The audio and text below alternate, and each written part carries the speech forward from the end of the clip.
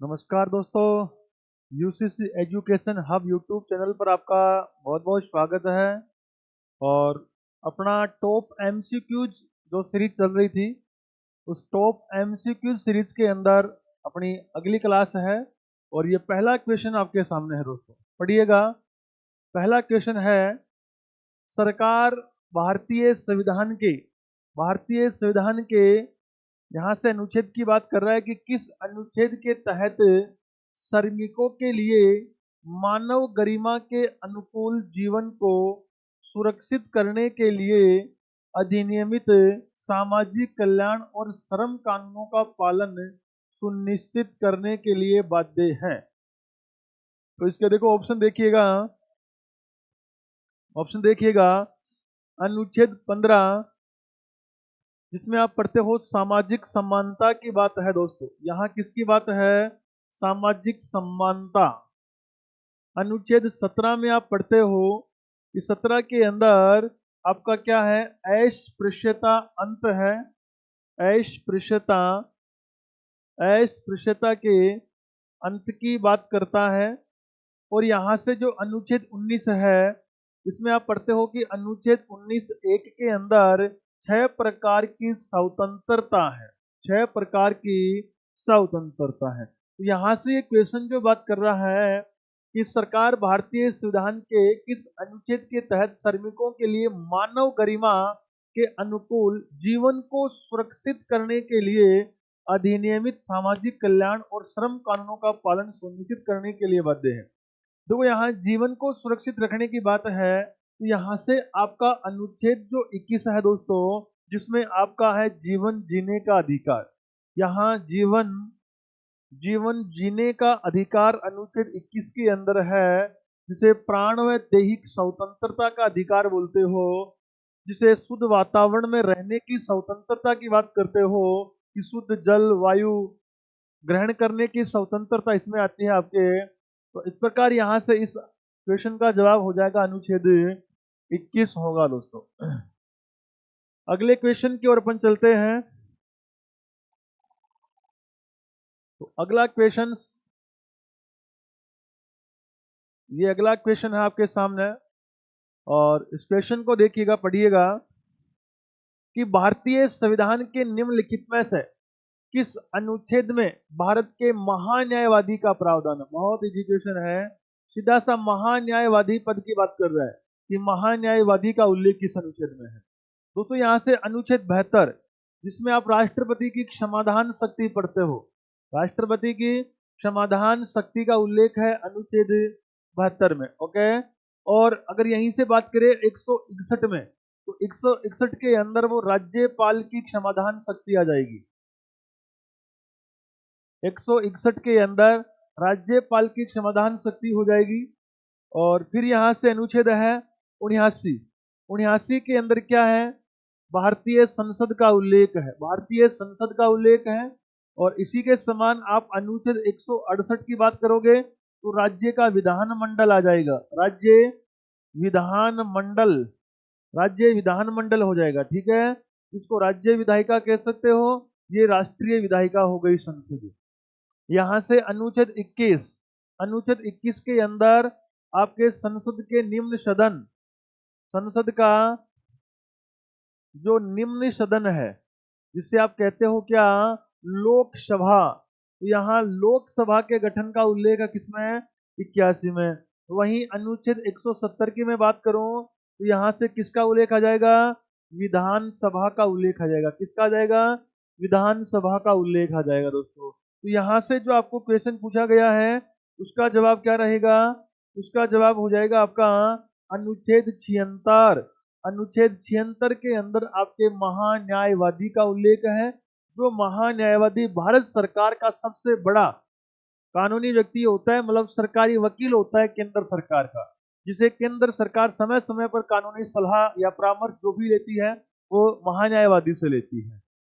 और इस महान्यायवादी की मैं बात करूं तो अनुच्छेद 88 के अनुसार इसे एक और पावर प्राप्त है महान्यायवादी को।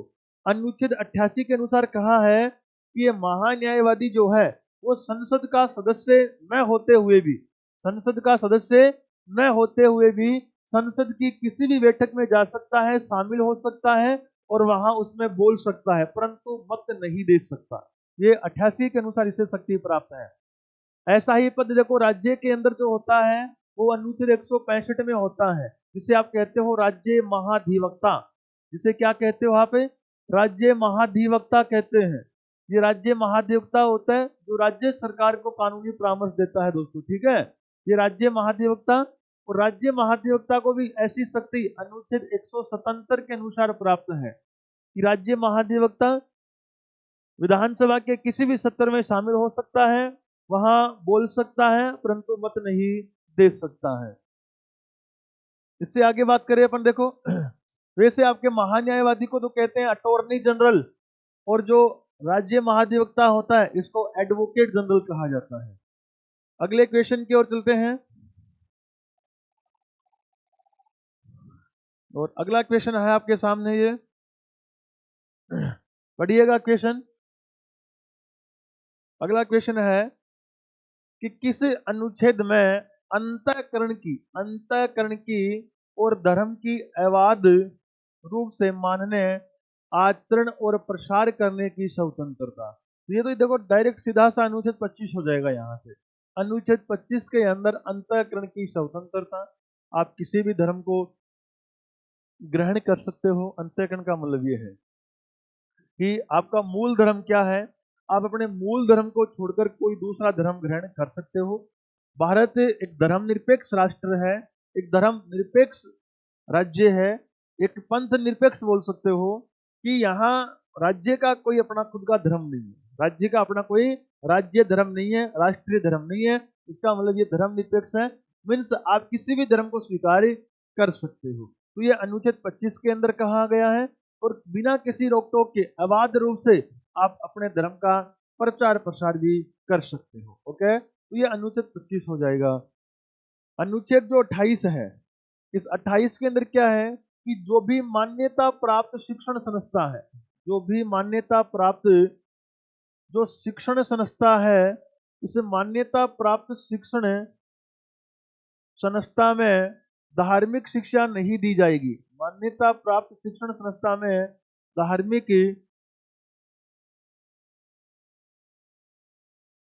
शिक्षा नहीं दी जा सकेगी। लेकिन अगर किसी शिक्षण संस्था की स्थापना ही धार्मिक उद्देश्य से हुई है तो वहां धार्मिक शिक्षा भी देना उचित रहेगा। अनुच्छेद 26 से जो ये धर्म के प्रबंधन की बात करता है, ये धर्म के प्रबंधन की बात करता है, और 27 के अंदर किसी भी प्रकार से धार्मिक कर नहीं लगाया जा सकता, धार्मिक कर, ये 27 के अंदर है। तो यहां से इसका जवाब हो जाएगा अनुच्छेद 25। अगले क्वेश्चन की ओर अपन चले यहां से।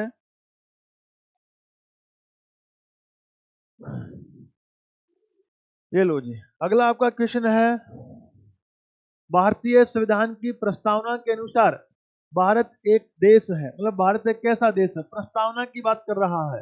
तो इनमें से देखिएगा, क्या कुलीन तंत्र का उल्लेख प्रस्तावना में? बिल्कुल नहीं है। धार्मिक नहीं है, उदारवादी भी नहीं है। भारतीय प्रस्तावना के अंदर भारत को क्या बताया गया है? गणराज्य बताया गया है। क्या बताया गया है? गणराज्य। और जो आप प्रस्तावना के अंदर सबसे पहले राज्य की प्रकृति पढ़ते हो, प्रस्तावना में सबसे पहले जो राज्य की प्रकृति पढ़ा करते हो, वो प्रकृति आपके 5 प्रकार की बताई गई है। कितने प्रकार की प्रकृति है? 5 प्रकार की प्रकृति है, जिसमें आप बोलते हो कि संपूर्ण प्रभुत्व संपन्न, फिर आप उसमें कहते हो समाजवाद, फिर समाजवाद के बाद में आप कहते हो पंथ निरपेक्षता, और उसके बाद में आप कहते हो इसमें क्या? लोकतंत्र, और लोकतंत्र के बाद में आप क्या कहते हो इसमें? गणराज्य या गणतंत्र बोल दो। तो इस प्रकार से आपकी प्रस्तावना के अंदर ये जो 5 प्रकार की राज्य की क्या बताई है? विशेषता बताई गई है। और इन 5 का क्रम भी आपको ध्यान रखना होता है। इनमें से देखो यह समाजवाद और पंथ निरपेक्षता है ना, ये मूल संविधान की नहीं है। इनको तो 42वें संशोधन 1976 के द्वारा जोड़ा गया था दोस्तों। तो यहां से इसका उत्तर क्या हो जाएगा? गणराज्य हो जाएगा। और गणराज्य का मतलब क्या होता है कि वह देश जिसका राष्ट्राध्यक्ष वंशानुगत न होकर क्या होता हो, निर्वाचित होता हो। यहां से अगले क्वेश्चन की ओर चलते हैं अपन। और ये अगला क्वेश्चन है आपका,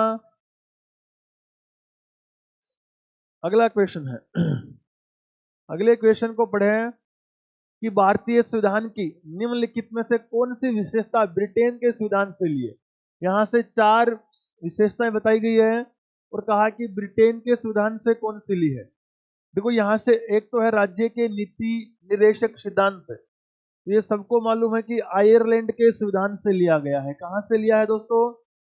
आयरलैंड के संविधान से लिया है। आयरलैंड के संविधान से हमने क्या लिया है? राष्ट्रपति की निर्वाचन पद्धति, राष्ट्रपति की निर्वाचन पद्धति ये भी आयरलैंड से लिया है। राष्ट्रपति राज्यसभा के अंदर 12 सदस्य को मनोनीत करता है, ये भी कहां से लिया? आयरलैंड से लिया है। और राष्ट्रपति की महाभियोग प्रक्रिया, राष्ट्रपति की महाभियोग प्रक्रिया ये भी कहां से? ऑस्ट्रेलिया से ली गई है। मौलिक कर्तव्य ये बच्चों कहां से लिए हैं? रूस से लिए हैं, जो मूल संविधान का हिस्सा तो नहीं था लेकिन बाद में रूस से लिया था। और इसी की बात करें तो रूस से और क्या लिया है? बोला प्रस्तावना के अंदर 3 प्रकार के न्याय हैं, वो प्रस्तावना में 3 प्रकार के न्याय भी कहां से? रूस से लिया है। यहां से अगला पॉइंट क्या है? समवर्ती सूची। बोला समवर्ती सूची कहां से ली है? समवर्ती सूची ऑस्ट्रेलिया से ली गई है। कहां से ली है बच्चों? ऑस्ट्रेलिया से ली है। और ऑस्ट्रेलिया से क्या ली है? प्रस्तावना की भाषा। प्रस्तावना की भाषा भी कहां से ली है? ऑस्ट्रेलिया से। प्रस्तावना की भाषा भी ऑस्ट्रेलिया से ली है। तो अपना यहां से देखो क्या बचा है? अपना अब यहां से बच गया मंत्रिमंडलीय व्यवस्था। और ये मंत्रिमंडलीय व्यवस्था हमने कहां से अपनाई है? ब्रिटेन के संविधान से अपनाई है। कहां से अपनाई है? ब्रिटेन के संविधान से अपनाई है। तो अगले क्वेश्चन की ओर बढ़ते हैं यहां से। और ये आपका अगला क्वेश्चन है सामने दोस्तों, ये लो ये लो अगला क्वेश्चन। और पढ़िएगा अगले क्वेश्चन को, अगले क्वेश्चन को पढ़िएगा। भारतीय संविधान का कौन सा अनुच्छेद सभी धर्मों के लोगों को अपने धर्म के मामले का प्रबंधन, अभी देखो हमने पिछले क्वेश्चन में पढ़ा था जहां अनुच्छेद 25 की हमने बात की थी। अनुच्छेद जो 25 हमने पढ़ा कि अंतःकरण की स्वतंत्रता, धर्म के अबाध रूप से प्रचार प्रसार करने की स्वतंत्रता, वहां ऑप्शन के अंदर एक आपका अनुच्छेद 26 भी था। और अनुच्छेद 26 के अंदर क्या आता है? धर्म के प्रबंधन की बात आती है। किसकी बात है? धर्म के प्रबंधन। इसकी 21 के अंदर आपको मालूम है जीवन जीने का अधिकार है, जिसको प्राण व दैहिक स्वतंत्रता, प्राण व दैहिक स्वतंत्रता का अधिकार बोल सकते हो। और 21 के अंदर आपके 6 से 14 वर्ष के बच्चों के लिए शिक्षा का अधिकार है। 6 से 14 वर्ष के बच्चों के लिए शिक्षा का अधिकार है, जो कि आपका 86वां संशोधन 2002 के अनुसार जोड़ा गया था। अनुच्छेद 15 सामाजिक समानता है, सामाजिक समानता है। अनुच्छेद 15 में सामाजिक समानता है। अनुच्छेद 37 के अंदर क्या कहा कि जो नीति निदेशक सिद्धांत है, जो नीति निदेशक सिद्धांत है, उस नीति निदेशक सिद्धांतों के लिए कानूनी कार्यवाही नहीं होगी। यहां से कानूनी कार्यवाही नहीं हो सकती, कानूनी कार्यवाही नहीं हो सकती वहां से। अगर वो हमें प्राप्त भी नहीं हो रहा है ना, तो आप किसी प्रकार से कानूनी कार्यवाही नहीं कर सकते हो। अगले क्वेश्चन की ओर चलते हैं यहां से। और अगला आपका क्वेश्चन है, ये लो जी, ये आपका अगला क्वेश्चन है यहां से। भारतीय संविधान का निम्नलिखित में से कौन सा उपबंध कनाडा के संविधान से लिया गया है? कनाडा के संविधान से कौन सा उपबंध लिया है? देखो कनाडा के संविधान से न्यायपालिका की स्वतंत्रता, देखो स्वतंत्र न्यायपालिका की बात करें तो हमने ये सिस्टम कहाँ से अपनाया है? अमेरिका से अपनाया है। समवर्ती सूची की संकल्पना अभी बात की हमने, ये आपकी कहाँ से अपनाई है? ऑस्ट्रेलिया से अपनाई है। समवर्ती सूची कहाँ से अपनाई है? ऑस्ट्रेलिया से अपनाई है। गणराज्य की संकल्पना, देखो गणराज्य की जो संकल्पना है ना, वो आपने कहाँ से अपनाई है? फ्रांस से। प्रस्तावना के अंदर स्वतंत्रता, बंधुता, क्षमता, ये भी फ्रांस से अपनाया है। उच्चतम न्यायालय का परामर्शदायी क्षेत्राधिकार, और ये उच्चतम न्यायालय का परामर्शदायी जो क्षेत्राधिकार है, ये आपके कहाँ के संविधान से अपनाया है? ये कनाडा के संविधान से अपनाया है। राज्यपाल की नियुक्ति केंद्र सरकार द्वारा होती है, ये भी कहाँ से अपनाया है? कनाडा से अपनाया है। संघात्मक शासन, ये भी कहाँ से अपनाया है? कनाडा के संविधान से अपनाया है। दोस्तों अगले क्वेश्चन की ओर चलते हैं, और ये यहां से आपका अगला क्वेश्चन, ये लो, ये आपका अगला क्वेश्चन है। ये अगला क्वेश्चन है आपका कि भारतीय संविधान का कौन सा भाग केंद्र शासित प्रदेशों की बात करता है? कौन सा भाग केंद्र शासित प्रदेशों की बात करता है? दोस्तों यहां से बात करते हैं, तो इसमें केंद्र शासित प्रदेशों की बात करें ना, तो आपका संविधान का भाग 8 है। तो संविधान का भाग 8 है, जिसमें संविधान के अंदर अनुच्छेद 239 से लेकर 242 तक का उल्लेख है।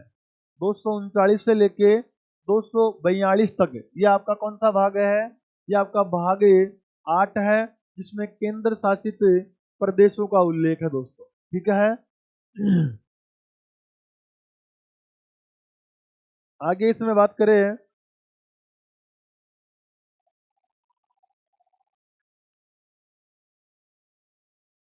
अगला क्वेश्चन है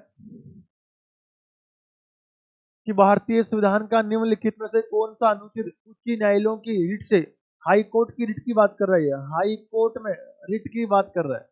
ये बहुत बार हमने लगभग हर क्लास में ऐसी बात हो जाती है अपनी, कि जब भी मौलिक अधिकारों का शोषण हो तो अनुच्छेद 32 के अकॉर्डिंग तो आप कहाँ रिट जारी कर सकते हो? सुप्रीम कोर्ट में कर सकते हो। और 226 के अकॉर्डिंग कहाँ कर सकते हो? हाई कोर्ट में। तो यहाँ से इसका उत्तर क्या होगा? 226 होगा। अनुच्छेद 76 के अंदर अभी आपने क्या पढ़ा है? महान्यायवादी की नियुक्ति राष्ट्रपति करेगा। और 126 जो है, इस 126 के अंदर सुप्रीम कोर्ट के कार्यवाहक है,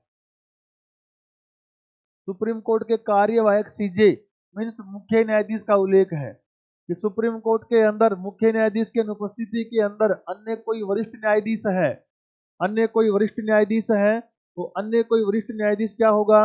वहां कार्यवाहक सीजे रह सकेगा। अगले क्वेश्चन की ओर चले यहां से, ये आपका अगला क्वेश्चन है आज का। और भारतीय संविधान के निम्नलिखित में किस अनुच्छेद में भारत के राष्ट्रपति पर महाभियोग प्रक्रिया, देखो राष्ट्रपति की महाभियोग प्रक्रिया है, तो यहां से देखो महाभियोग प्रक्रिया की बात करें तो सीधा सा अनुच्छेद आपका 61 हो जाएगा। क्या हो जाएगा? 61 हो जाएगा। 60 के अंदर क्या है? राष्ट्रपति की शपथ का उल्लेख है। 60 में राष्ट्रपति की शपथ का उल्लेख है। 62 के अंदर क्या कहा? अगर राष्ट्रपति का पद रिक्त हो जाए, अगर राष्ट्रपति का पद रिक्त हो जाए तो 6 माह में वापस चुनाव करवाना क्या होता है? अनिवार्य होता है। 59 के अंदर राष्ट्रपति पद की क्या है? शर्तों का उल्लेख है कि उसे 50 प्रस्तावक और 50 अनुमोदक अनिवार्य होते हैं। अब यहां से देखो मैं बात करूं, एक अनुच्छेद 56 है, जिस 56 के अंदर आप पढ़ते हो राष्ट्रपति का कार्यकाल। क्या पढ़ते हो? राष्ट्रपति का कार्यकाल। और आप कहते हो कि राष्ट्रपति का कार्यकाल सामान्यतः कितना होता है? 5 वर्ष का होता है। लेकिन अनुच्छेद 56 में यह कहा गया है कि कार्यकाल उसका 5 वर्ष का होता है, लेकिन कार्यकाल से पहले वो अपना पद कैसे मतलब समाप्त हो सकता है राष्ट्रपति का?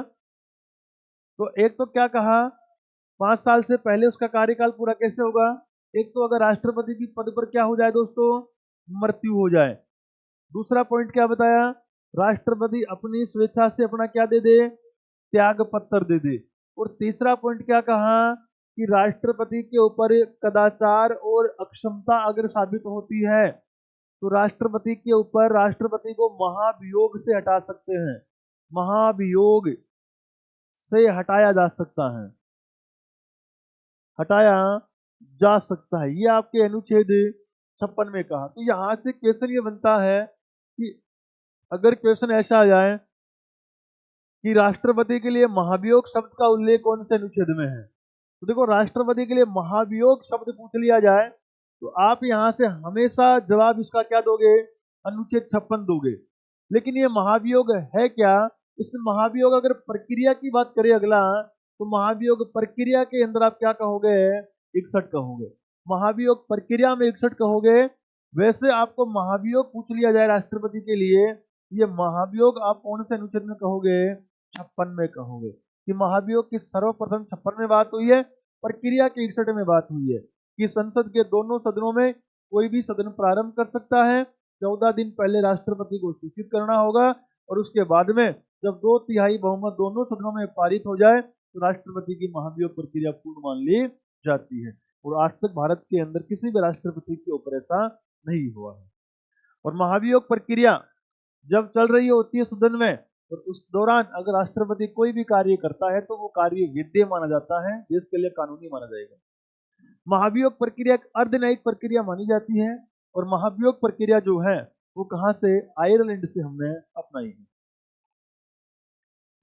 अगला आपका यहां से क्वेश्चन है, ये लीजिएगा, ये आपका अगला क्वेश्चन है यहां से, ये आपका यहां से अगला क्वेश्चन है, अगला क्वेश्चन है और इसको पढ़िएगा।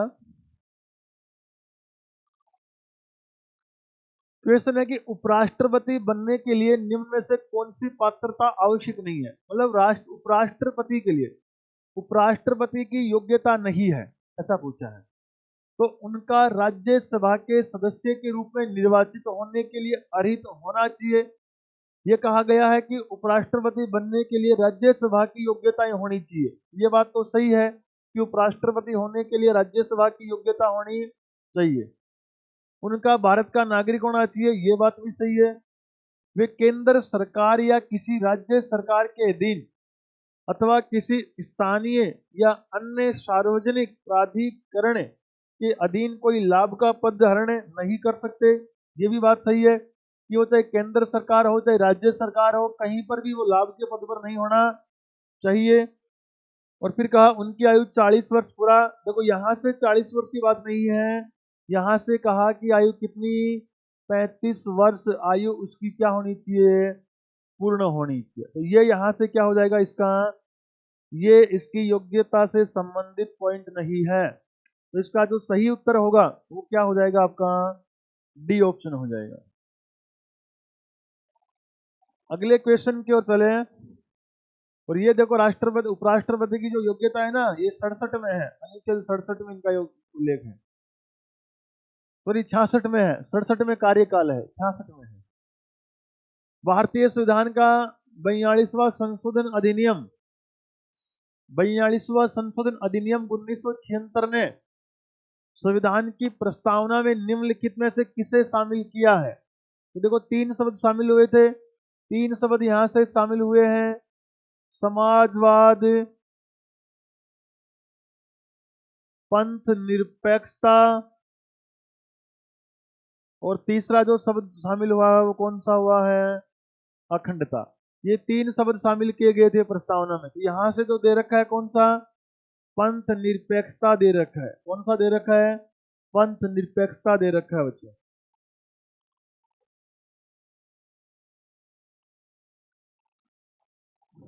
अगला है आपका क्वेश्चन, ये लीजिएगा, ये आपका अगला क्वेश्चन है। यहां से अगले क्वेश्चन को पढ़िएगा।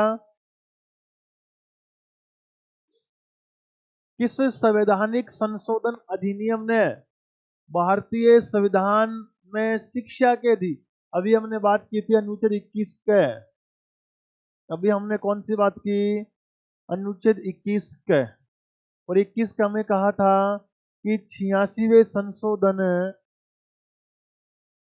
2002 के तहत 6 से लेके 14 वर्ष के बच्चों के लिए यहाँ निःशुल्क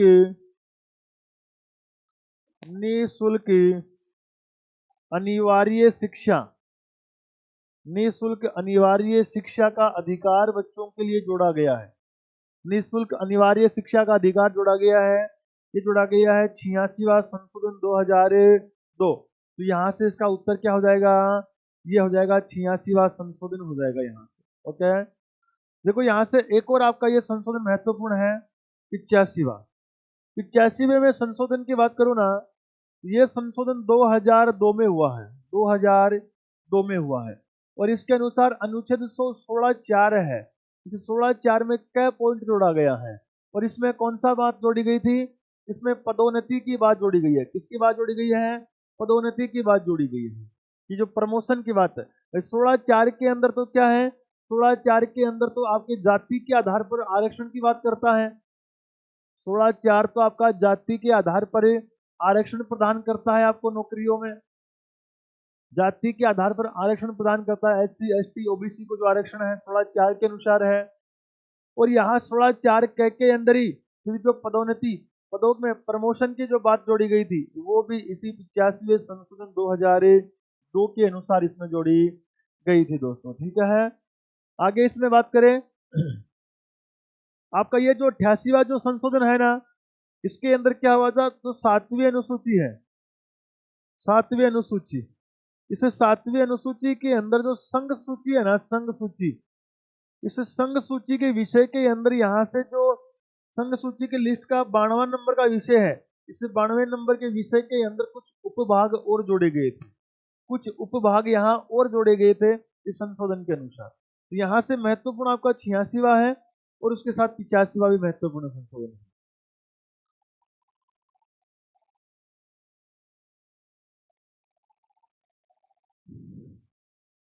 अगला पॉइंट है, अगला क्वेश्चन है आपका, दलित वर्गों को प्रांतीय और केंद्रीय विधायी परिषदों में, भाई जो दलित वर्ग है, इस दलित वर्ग को प्रांतीय और केंद्रीय जो विधायी परिषद थी उसमें आरक्षित सीटें कब मिली? हालांकि उनके लिए मतदान सामान्य निर्वाचन क्षेत्रों में ही होना था, लेकिन इनके लिए आरक्षित सीटों की अगर बात करें ना, तो यहां से आपने एक रेमजे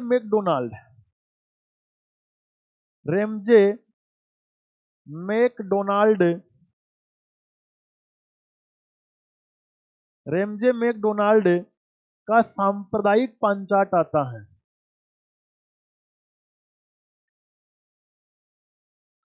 रेमजे मैकडोनाल्ड का सांप्रदायिक पंचाट, और ये रेमजे मैकडोनाल्ड है, ये ब्रिटेन के PM थे। उन्हीं के द्वारा वहां दलितों को कुछ अलग से अधिकार देने के लिए रेमजे मैकडोनाल्ड का सांप्रदायिक पंचाट स्थापित हुआ था। और उसी के अनुसार भारत में भी जो दलित वर्ग है, इन दलित वर्गों को सितंबर 1932 के तहत भारत में इनको क्या दिया गया था? दलित वर्गों को विधायी परिषद और प्रांतीय जो परिषद थे, केंद्र और प्रांत दोनों के अंदर आरक्षित सीटें इनको मिली थी। इनको अलग से आरक्षित सीटें मिली थी दलितों के लिए सितंबर 1932, जिसको मैकडोनाल्ड का सांप्रदायिक पंचाट कहते हैं। और इसका विरोध भी आपके महात्मा गांधी के द्वारा किया गया था। ये BR अम्बेडकर की सिफारिश से ये सीटें आरक्षित हुई थी, लेकिन यहाँ जब महात्मा गांधी ने विरोध किया था इनका, तो उसके बाद में गांधी जी और BR अम्बेडकर के मध्य पूना पैक्ट हुआ था, पूना समझौता जिसको कहते हो, वो भी इसी समय हुआ था। अगला यहां से क्वेश्चन है,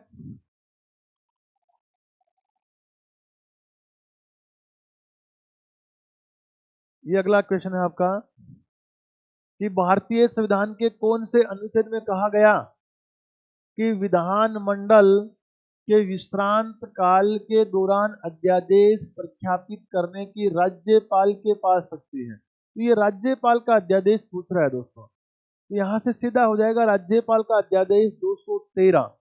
अगर इस एक को पहले रख दोगे तो ये हो जाएगा 123, और 123 होते ही अध्यादेश किसका बन जाएगा? अध्यादेश बन जाएगा राष्ट्रपति का। अगला यहां से क्वेश्चन है, अगला देखो एक ऑप्शन 210 दे रखा है। इस 210 के अंदर क्या है, इसमें बता रखा है विधानमंडल की भाषाओं का उल्लेख है। और विधानमंडल की कार्यवाही में जो भाषाओं का उल्लेख होता है, इस भाषाओं का उल्लेख 210 में है। और ऐसी ही बात करें ना तो संविधान का अनुच्छेद जो 120 है, इस 120 में किसका उल्लेख है, 120 के अंदर उल्लेख है आपका संसद की भाषाओं का उल्लेख। 120 में क्या है, संसद में भाषाओं का उल्लेख है। संसद में जो कार्यकारी भाषा है उन भाषाओं का उल्लेख बताया गया 120 में। और यहाँ पे 210 में क्या है, विधानमंडल की भाषाओं का उल्लेख है। 214 के अंदर मालूम है आपको, प्रत्येक राज्य के अंदर एक एचसी का गठन होगा, हाई कोर्ट के गठन की बात कर रहा है। और 212 है ना, इसे 212 में कहा है कि जो विधानमंडल है, इस विधानमंडल की जो कार्यवाही है, विधानमंडल की कार्यवाही है, इस कार्यवाही की न्यायिक जांच नहीं हो सकती, न्यायिक जांच नहीं हो सकती, न्यायिक जांच का मतलब है कि विधानमंडल के अंदर जो भी कार्यवाही हो रही है, जिस लैंग्वेज के अंदर हो रही है, तो वहां से कानूनी कार्यवाही नहीं कर सकते। यहाँ से विधानमंडल की कार्यवाही के ऊपर आप कहोगे क्या कि यहाँ से जो न्यायालय है वो न्यायालय कानूनी कार्यवाही नहीं कर सकेगा, न्यायालय कानूनी कार्यवाही नहीं कर सकता, न्यायालय कानूनी कार्यवाही नहीं कर सकता। 212 के अंदर कहा है। ओके, और ऐसा ही अगर बात करो तो संसद के लिए 122 हो जाएगा। संसद के लिए 122 के अंदर है कि संसद की जो कार्यवाही है वहां पे न्यायालय, संसद की जो कार्यवाही है वहां पे न्यायालय किसी प्रकार से कानूनी कार्यवाही नहीं कर सकेगा।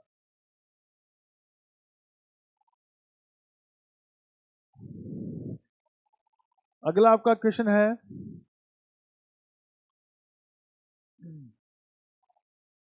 राज्य के उच्च न्यायालय की मुख्य न्यायाधीश नियुक्त की जाने वाली पहली भारतीय महिला। भाई भारत में किसी भी राज्य के उच्च न्यायालय में मुख्य न्यायाधीश के रूप में नियुक्त होने वाली पहली भारतीय महिला। ऐसा क्वेश्चन है कि भारत में ऐसी कौन सी महिला है जो सर्वप्रथम मुख्य न्यायाधीश पद के ऊपर नियुक्त हुई है, तो वो किसी भी प्रांत से हुई हो। तो यहाँ से देखो लीला सेठ है, लीला सेठ, ये लीला सेठ जो है वो आपका जो हिमाचल प्रदेश है, इस हिमाचल प्रदेश के अंदर मुख्य न्यायाधीश के पद पर नियुक्त हुई है। हिमाचल प्रदेश में मुख्य न्यायाधीश पद पर नियुक्त हुई थी, इसलिए भारत में पहली महिला हो गई जो कि क्या मुख्य न्यायाधीश हुई है। ये यहाँ से देखो किरण मजूमदार शो एक व्यवसायी महिला है, इसके इतना कोई यहाँ से कॉन्टेक्ट नहीं है, ये एक बिजनेसमैन है, ये एक व्यवसायी महिला है, बिजनेसमैन महिला है, व्यवसायी महिला है। और यहाँ से बात करें अन्ना चांडी, तो अन्ना चांडी देखो यहाँ से अन्ना चांडी की बात करोगे तो आप कहोगे कि ये पहली महिला न्यायाधीश है, पहली महिला न्यायाधीश है। और ये पहली महिला न्यायाधीश जो है ना, ये केरल हाई कोर्ट में हुई है। केरल जो हाई कोर्ट है, इस केरल हाई कोर्ट के अंदर ये केरल हाई कोर्ट के अंदर ये न्यायाधीश हुई है। तो भारत के अंदर पहली महिला जो न्यायाधीश बनी वो न्यायाधीश बनने वाली अन्ना चांडी है, जो कि केरल हाई कोर्ट के अंदर न्यायाधीश बनी थी। इससे पहले जिला हाई कोर्ट के अंदर भी ये न्यायाधीश बनने वाली पहली भारतीय महिला थी। यहां से लीला सेठ की बात करें, ये मुख्य न्यायाधीश की बात कर रहा है, पहली महिला मुख्य न्यायाधीश ये लीला सेठ है। अब यहाँ से जो एम फातिमा बीबी, जो मीरा साहिबा फातिमा बीबी, इसका जो पूरा नाम है मीरा साहिबा फातिमा बीबी, ये देखो भारत में जो सुप्रीम कोर्ट है, ये सुप्रीम कोर्ट की पहली महिला न्यायाधीश है, पहली महिला न्यायाधीश। तो तीनों क्वेश्चन देखो अलग अलग है। यहाँ से ये जो क्वेश्चन था, ये तो कहा है मुख्य न्यायाधीश। भारत के अंदर महिला जो मुख्य न्यायाधीश बनी सबसे पहले, चाहे वो हाई कोर्ट या सुप्रीम कोर्ट हो, वो मुख्य न्यायाधीश तो लीला सेठ है, और ये हिमाचल प्रदेश हाई कोर्ट के अंदर बनी है। फिर दूसरा क्वेश्चन, भारत के अंदर न्यायाधीश बनने वाली पहली महिला वो है अन्ना चांडी, जो केरल हाई कोर्ट में न्यायाधीश बनी है। और भारत के सुप्रीम कोर्ट के अंदर जो महिला न्यायाधीश बनी है वो आपकी कौन है? मीरा साहिबा फातिमा बीबी, ये सुप्रीम कोर्ट की पहली महिला न्यायाधीश बनी है। अगले क्वेश्चन में चले।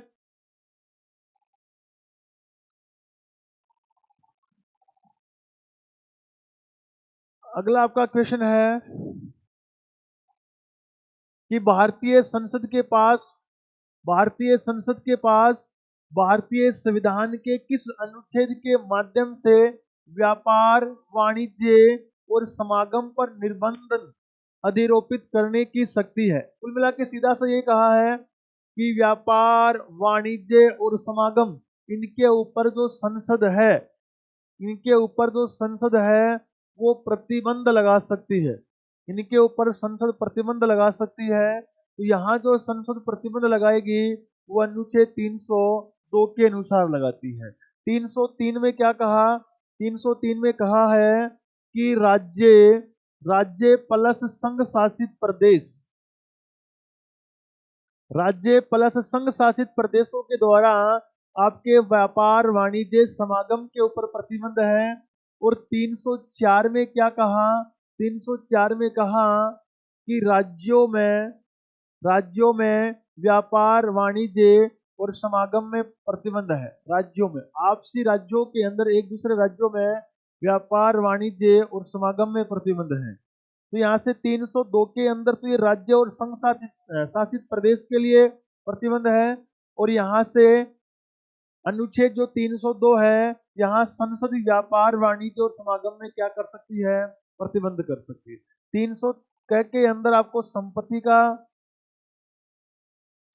का कानूनी अधिकार मालूम है कि संपत्ति का कानूनी अधिकार है जो 44वें संशोधन 1978 के तहत जोड़ा गया था, जो कि पहले मौलिक अधिकार अनुच्छेद 31 के रूप में शामिल था। यहाँ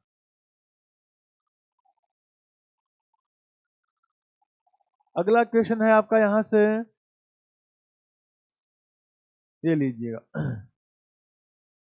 अगला क्वेश्चन है भारतीय संविधान के 71वें संशोधन। ये भारतीय संविधान के 71वें संशोधन की बात कर रहे हैं।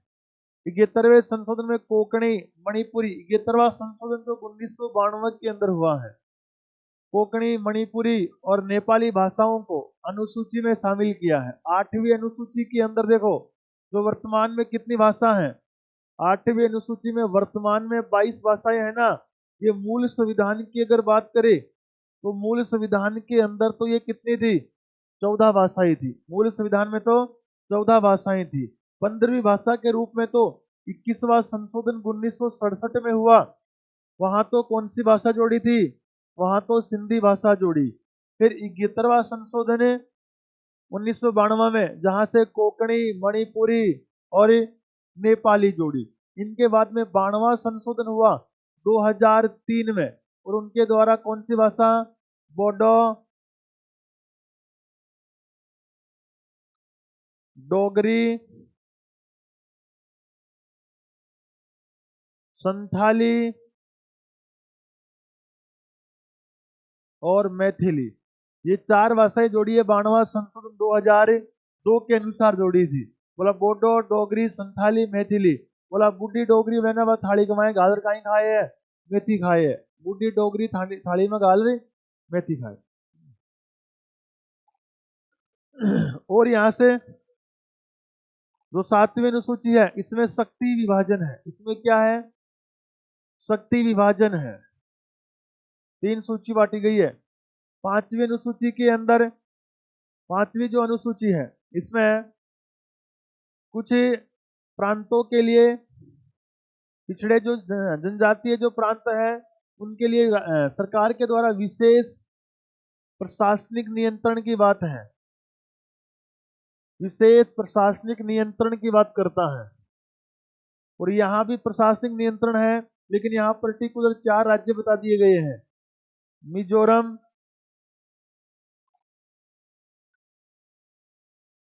मेघालय, त्रिपुरा और एक हो गया असम। इन 4 की पर्टिकुलर यहां से बात हुई है। अगला आपका क्वेश्चन है,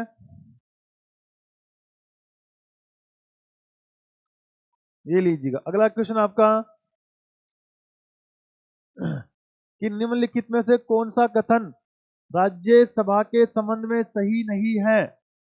यह धन विधेयक में संशोधन कर सकता है। यही प्रश्न होगी, यही पहला उत्तर बोलो, यही हो गया। धन विधेयक में संशोधन केवल कौन? लोकसभा। धन विधेयक केवल और केवल लोकसभा में ही सर्वप्रथम रखा जाता है। राज्यसभा अगर 14 दिन में पारित कर दे, राज्यसभा अगर 14 दिन में पारित कर दे तो ठीक है, और 14 दिन में अगर पारित नहीं करता है राज्यसभा, तो वो वहां से स्वतः ही क्या मान लिया जाता है? पारित मान लिया जाता है, स्वतः ही पारित मान लिया जाता है। और लोकसभा में भी ये राष्ट्रपति की अनुमति से रखा जाता है, राष्ट्रपति की अनुमति से ही रखा जाता है। धन विधेयक का परिभाषा जो है वो 110 के अंदर है। धन विधेयक की प्रक्रिया 109 के अंदर है। धन विधेयक को परिभाषित कौन करता है कि ये धन विधेयक है? लोकसभा का अध्यक्ष करता है। जब धन विधेयक दोनों सदनों से पारित होकर राष्ट्रपति के पास जाएगा, राष्ट्रपति कभी भी धन विधेयक के ऊपर पुनः जांच के लिए उनको पास वापस नहीं लौटा सकता। ठीक है ना? यहाँ से राष्ट्रपति पुनः जांच के लिए इनके पास नहीं भेज सकता है। धन विधेयक के ऊपर कभी भी 108 संयुक्त अधिवेशन नहीं बुलाया जाता है। इसके 12 सदस्यों को राष्ट्रपति मनोनीत करता है। बिल्कुल अनुच्छेद 80 में ऐसा कहा है। इसके पास ऐसी शक्तियां होती है जो संघ के विरुद्ध राज्यों के अधिकारों की रक्षा करती है। सही है, यह भारत की संसद का क्या है? उच्च सदन है।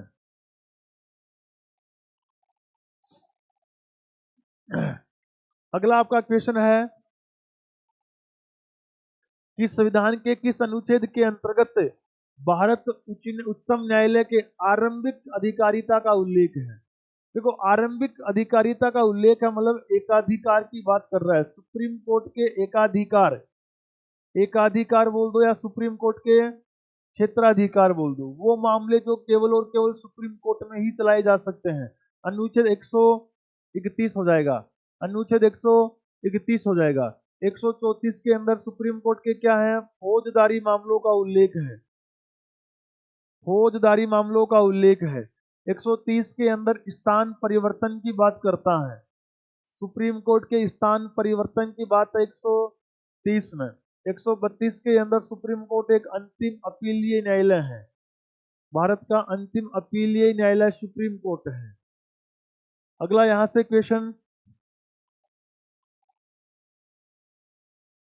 अगला आपका ये क्वेश्चन है यहां से, और भारतीय संविधान का अनुच्छेद 143 निम्नलिखित में से किससे संबंधित है? तो 143 देखो, बात करें ना, 143 है कि जब भी कोई विधेयक दोनों सदनों से पारित होकर राष्ट्रपति के पास आता है, तो राष्ट्रपति उस विधेयक के ऊपर सुप्रीम कोर्ट से सलाह मांग सकता है। राष्ट्रपति उस विधेयक पर सुप्रीम कोर्ट से सलाह मांग सकता है। अगर सुप्रीम कोर्ट सलाह दे तो ये कोई जरूरी नहीं कि राष्ट्रपति उस सलाह को माने, और ये भी कोई जरूरी नहीं है कि सुप्रीम कोर्ट सलाह दे ही। तो सुप्रीम कोर्ट द्वारा सलाह देना भी बाध्य नहीं है, अगर वो दे तो राष्ट्रपति माने ये भी बाध्य नहीं होता है। लेकिन अगर मामला 1950 से पहले का है तो वहां सुप्रीम कोर्ट सलाह देने के लिए क्या हो जाएगा? बाध्य हो जाएगा। तो यहां से देखो, उच्चतम न्यायालय से परामर्श करने की राष्ट्रपति की शक्ति, पहला ही ऑप्शन इसका जवाब हो जाएगा। 143 में पहला इसका जवाब हो जाएगा यहां से दोस्तों। ठीक है, चलो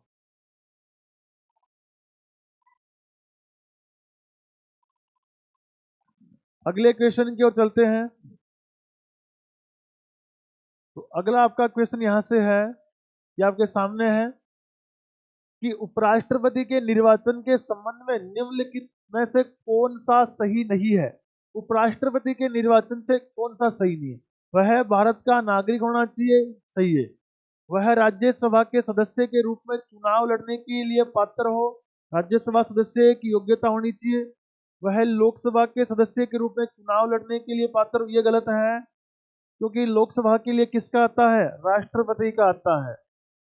ये राष्ट्रपति की योग्यता में आता है कि राष्ट्रपति के पास लोकसभा सदस्य बनने की योग्यता होनी चाहिए, उसकी आयु 35 वर्ष होना चाहिए। बिल्कुल सही है। अनुच्छेद 66 के अंदर योग्यताओं का उल्लेख है, निर्वाचन का भी 66 में ही है।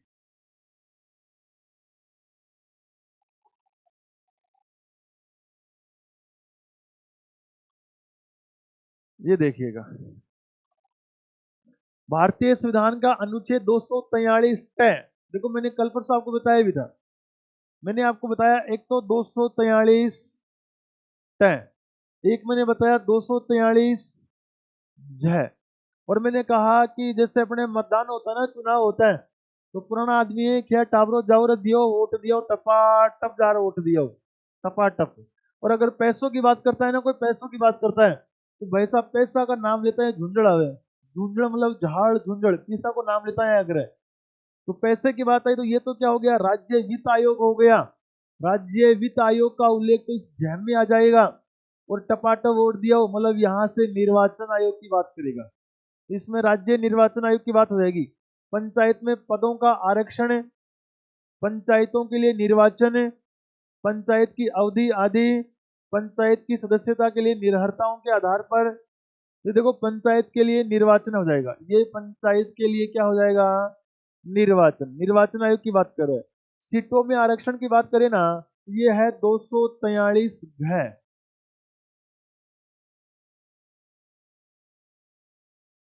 243 घ।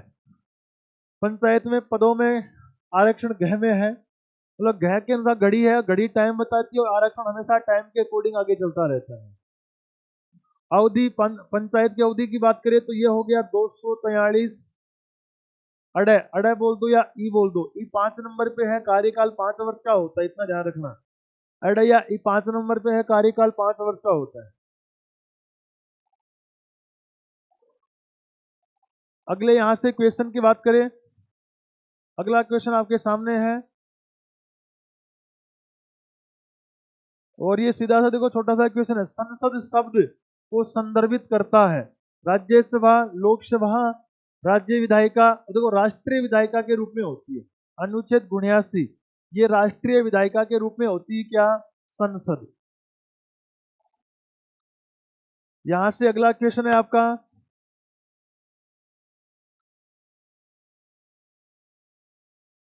ये लो अगला क्वेश्चन, और ये क्वेश्चन है कि भारत के किस प्रधानमंत्री के नेतृत्व में भारत के संविधान में मौलिक कर्तव्य, देखो मौलिक कर्तव्य की बात करें बहुत बार पढ़ा है, 42वां संशोधन 1976, और 1976 के समय भारत की प्रधानमंत्री कौन थी, इंदिरा गांधी, क्योंकि इंदिरा गांधी 1966 से लेके 1967 रही, फिर 1967 से 71 और 71 से 77 रही है।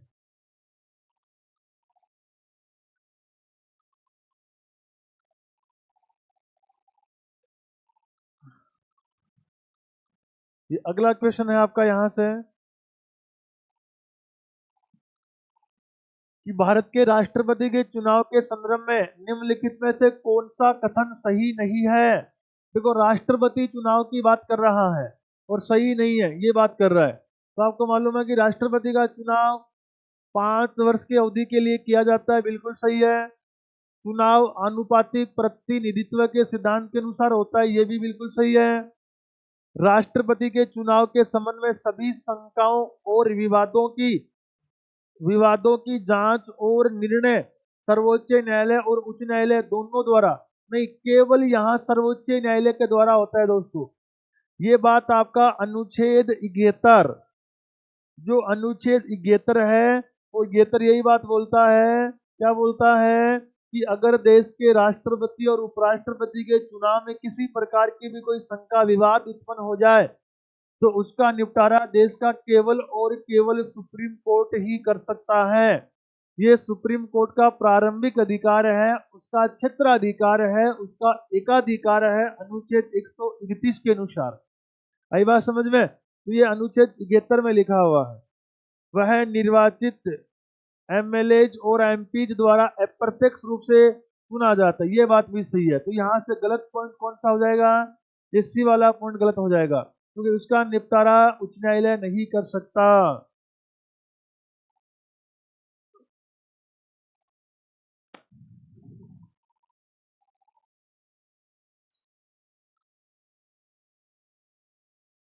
ये आपका अगला क्वेश्चन है। यहाँ से कौन सा अनुच्छेद संविधान में संशोधन करने के लिए संसद की शक्ति तथा इसके लिए प्रक्रिया से संविधान संशोधन की प्रक्रिया की बात कर रहा है दोस्तों 368। जो संविधान संशोधन प्रक्रिया हमने कहां से अपनाई है? दक्षिणी अफ्रीका। और दक्षिणी अफ्रीका से हमने क्या अपनाया है? राज्यसभा राज्यसभा सदस्य का जो चुनाव है, राज्यसभा सदस्य का जो चुनाव प्रक्रिया है, ये भी हमने कहां से? दक्षिणी अफ्रीका से अपनाई है। 356 के अंदर राष्ट्रपति शासन है। 356 में क्या है? राष्ट्रपति शासन। अगर किसी राज्य का संवैधानिक तंत्र विफल हो जाए ना, तो वहां का राज्यपाल राष्ट्रपति को उसकी रिपोर्ट देता है। 352 के अंदर क्या है? ये राष्ट्रीय आपातकाल है। राष्ट्रीय आपातकाल है। और यहां से अनुच्छेद 249 में क्या कहा कि अगर कोई राज्य सूची का विषय है, अगर कोई राज्य सूची का विषय है और वो राज्य सूची का विषय अगर देश की जो राज्यसभा है, वो राज्यसभा अगर उसको राष्ट्रीय महत्व का घोषित कर दे, अगर राज्यसभा उसको राष्ट्रीय महत्व का घोषित कर देना, उसके बाद उस पर संसद कानून बना सकती है।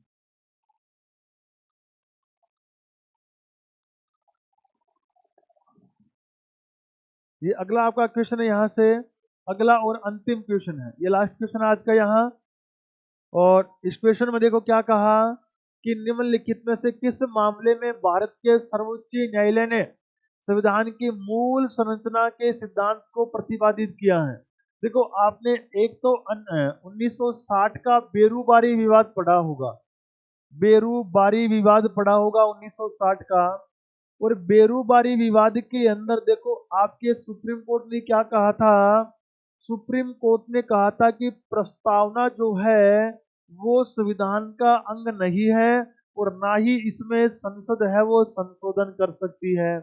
लेकिन फिर आपका केशवानंद भारती बनाम केरलवाद 1973 है, इसमें सुप्रीम कोर्ट ने अपने ही फैसले को, पूर्ववर्ती फैसले को पलटते हुए क्या कहा कि जो प्रस्तावना है, ये प्रस्तावना संविधान का भाग है और संसद इसमें संशोधन भी कर सकती है, परंतु इसके मूल ढांचे में संशोधन नहीं कर सकती। इस मामले के अंदर ये बात कही गई थी कि संसद प्रस्तावना के मूल ढांचे के अंदर संशोधन नहीं कर सकती दोस्तों। इसलिए मूल संरचना जो बताई गई है वो केशवानंद बनाम जो केरलवाद था 1973, इसमें यह बात बताई गई थी। तो दोस्तों आज का अपना जो टॉप एमसीक्यूज की क्लास है वो यहीं पे समाप्त होती है। और यहाँ तक जो हमने 3 क्लास आपको पढ़ा दी है, इन सभी क्लास को आप देखिएगा और चैनल को अधिक से अधिक सब्सक्राइब करें, शेयर करें। धन्यवाद दोस्तों।